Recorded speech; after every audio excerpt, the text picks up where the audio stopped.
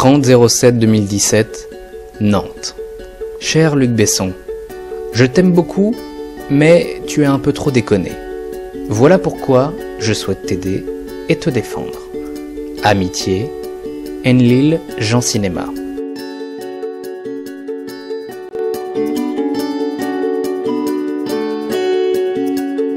Soyons sincères, Valérian n'est pas le succès tant attendu par la profession et surtout par Luc Besson.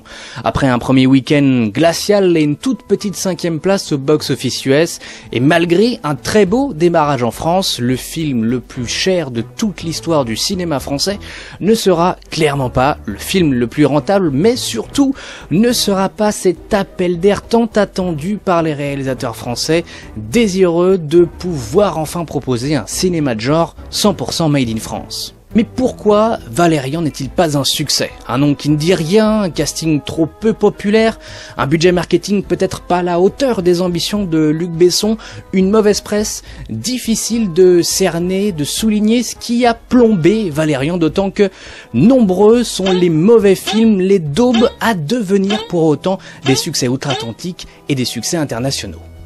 Alors faut-il cracher salement sur Valérian? Faut-il casser Luc Besson? La réponse est non. Et je dois vous avouer que depuis plusieurs jours maintenant, j'écoute des personnes qui gratuitement s'attaquent à Valérian parce qu'il est réalisé par Luc Besson.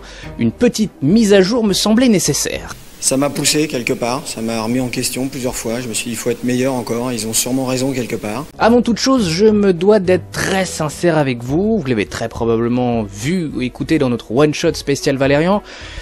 Je ne suis pas le plus grand fan du film de Luc Besson, malgré une très très belle direction artistique qui n'a absolument pas à rougir face à ses concurrents américains. Le film en fait se noie dans une sorte de vortex cosmique et ça c'est vraiment dommage. Putain de nom de Dieu, qui c'est ce zigoto, un petit comique, hein, langage et guignol? N'oublions pas qui est Luc Besson. Ouais, c'est le réalisateur de Malavita, de Jeanne d'Arc, c'est le scénariste de Paris with Love ou de Fanfan la Tulipe. C'est vrai, mais c'est aussi le réalisateur de Léon. Revenge is not good once you're down, believe me. De Nikita, un sourire, c'est une douceur à fleur de peau, une tendresse, presque un état d'âme. De Subway, t'as Cendrillon, elle a un pétard dans son sac. Du 5e élément, je suis désappointé. Et d'Adèle Blanc-Sec, un film que je dois avouer plutôt avoir apprécié. C'est pas possible. Oui, c'est pas possible, mais j'y suis arrivé quand même. Mais surtout, Luc Besson, c'est un producteur et un distributeur. I Love You Philippe Maurice, Tree of Life, Saint-Laurent, Taken, Michou d'Aubert, Homesman, La Boîte Noire, Home, Jack et la Mécanique du Cœur, Moebius, Le Concert. Alors oui, bien sûr, vous me direz que dans le CV de producteur de Luc Besson, il y a Taxi 1, Taxi 2, Taxi 3, Taxi 4, et même actuellement ils sont en train de tourner Taxi 5. Il y a le Transporteur 1, il y a le Transporteur 2, le Transporteur 3, des adaptations très curieuses comme Michel Vaillant ou Hitman, mais en fait, finalement, Luc Besson ne fait qu'imiter ce que font les majors américaines depuis des années. Des films, des suites, des franchises, des licences. Ce sont les films aussi que les gens vont voir au cinéma. Et pour produire un mec comme Terrence Malick, un mec comme Tommy Lee Jones, il faut une caisse à fric. Pour voir des acteurs comme Jean Dujardin, comme Jim Carrey, dans d'autres rôles, dans d'autres types de personnages, il faut des sous pour proposer autre chose dans le cinéma d'animation français, pour le financer. Il faut faire ce type de suite, c'est une certitude. Alors arrêtons notre chauvinisme, arrêtons ce bashing français qui commence très sérieusement à me casser les noix. Soyons fiers de nos acteurs qui s'exportent aux États-Unis, au Japon, en Asie, comme Omar Sy, Jean Reno, Jean Dujardin, Vincent Cassel ou même encore Marion Cotillard. Alors oui, Luc Besson n'est clairement pas un producteur et réalisateur à plaindre, et même si Valérian n'est pas un succès, il empoche pour autant un très beau chèque de 10 millions d'euros pour son statut de réalisateur, de scénariste, de dialoguiste, de producteur, et pour les droits d'auteur. Mais finalement, 10 millions d'euros comparé à ce que peuvent gagner certains acteurs français, je précise bien acteurs français, pourquoi 4-5 semaines de tournage dans un appartement qui équivaut à combien? Allez, 70 à 80 ans de SMIC.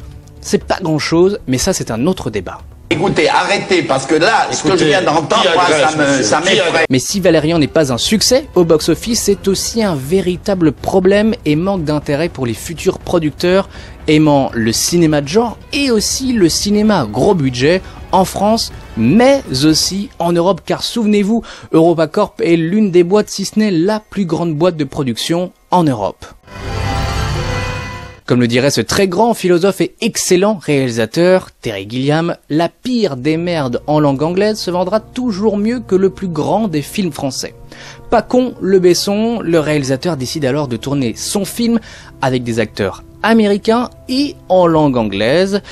Une affaire qui, finalement, lui vaudra beaucoup de problèmes. Souvenez-vous de toute cette polémique sur la taxe et les crédits d'impôt.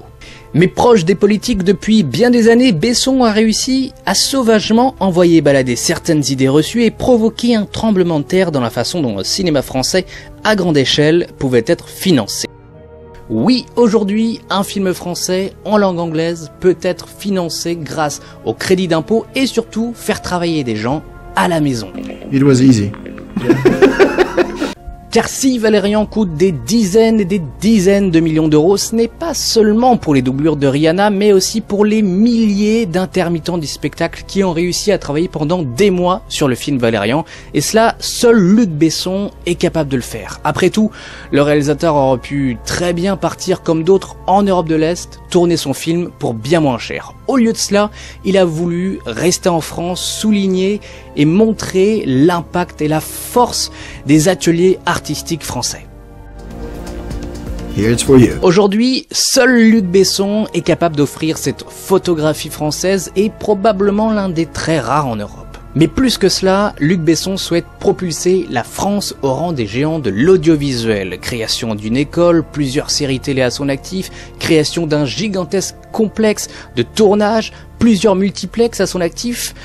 La véritable question, à mon sens, qui devrait en fait se poser concernant Luc Besson, c'est: est-ce que les spectateurs français souhaitent-ils voir tout cela? On caricature parfois un peu trop les réalisateurs français en les critiquant et en disant qu'ils ne tentent rien. Cette année, seul l'excellent Grave s'est détaché du lot des films de genre, sans pour autant être un gigantesque succès, et même presque plus médiatisé en Amérique du Nord. Que dire du très chouette Arès, resté seulement 2 semaines à l'affiche, pourtant porté par une major comme Gaumont, ou seule adaptation d'une bande dessinée à succès. Boudé car film français. Ne parlons pas de La Belle et la Bête de Christophe Gans, de Ballerine, un film d'animation à la hauteur de certains concurrents outre-Atlantique, de La French, un véritable thriller à la vibe scorsésienne, d'une des plus belles pépites du cinéma français réalisé par Clément Cogitor, Ni le ciel ni la terre, du très fun Call of the Dead, de l'inspirant Dante 01 de Marc Caro ou du magnifique Holly Motors. Il faut alors peut-être s'appeler Paul Verhoeven pour tenter de séduire les spectateurs avec un thriller frôlant le film de genre, et ça, c'est vraiment dommage. Je leur souhaite plein de courage parce que c'est possible. Alors oui, bien évidemment, Luc Besson est un gamin, un adolescent qui a une caméra dans les mains, mais un gamin qui a les moyens de ses ambitions. Il y aura un avant et un après Valérian dans sa carrière, c'est une certitude. À lui maintenant de se remettre en question, à lui de comprendre ce qui finalement n'a pas marché dans Valérian, ce qui fait que la presse et les spectateurs n'ont pas été séduits. Sauf que la chose c'est que pour qu'un enfant puisse avancer vers la bonne direction, pour que Luc Besson puisse apprendre et nous reproposer de bons films comme Le 5e élément, faut-il encore pouvoir le soutenir ?